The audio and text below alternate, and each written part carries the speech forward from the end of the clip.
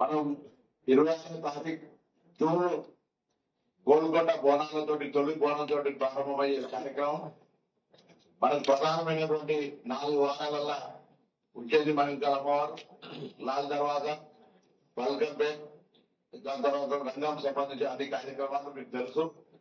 అమ్మవారి మీద ఊరేగింపు, దాని తర్వాత పలానాల బండి, ఇట్లా రకరకాల కార్యక్రమాలన్నీ కొనసాగుతాయి.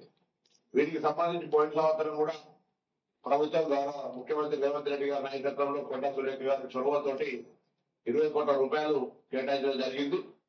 ఇప్పుడు కూడా ప్రిలిమినరీ గా 20 crores రూపాయలు ఇచ్చిన మరి మంత్రి గారు ఇంకా ఎందుకంటే పోయినసారి కొన్ని నూతన దేవాలయాలు ఇంక్లూడ్ చేసుకున్నాం కాబట్టి మనం కొంత ఇబ్బంది పరిస్థితి ఉండే. ఇప్పుడు మళ్ళీ కంపల్సరీ మనం మ్యాండేటరీగా 10% ఇంక్రీజ్ చేయాల్సినటువంటిది అది ఉంది కాబట్టి దేవాలయానికి ఇచ్చేటువంటి సంబంధించిన చెక్స్ కానీ ప్రిపరేషన్ కానీ డిస్ట్రిబ్యూషన్ బిఫోర్ బోనాలకు సంబంధించి, ఎందుకంటే ఉత్సవాలు అయిన తర్వాత ఇంత లాభం లేదు కాబట్టి వాటికి సంబంధించిన ప్రిపరేషన్ రెవెన్యూ పరంగా కానీ ఎండోమెంట్ కోఆర్డినేషన్ తోటి ముందుగా కార్యక్రమాన్ని వెంటనే plan of action endowment and revenue ఇద్దరు కలిపి మిగతా వారి సహకారం తీసుకొని ఆ యొక్క కార్యక్రమం చేయాలని సందర్భంగా కోరుతా ఉన్నాం.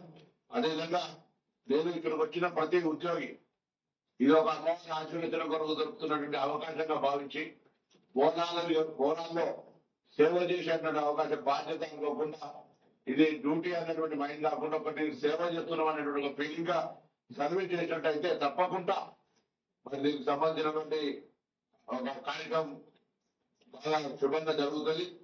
మరి ఈ యొక్క ప్రతి దేవాలయం సంబంధించి పెద్ద దేవాలయం కూడా సార్ మనం రివ్యూ చేసినాం.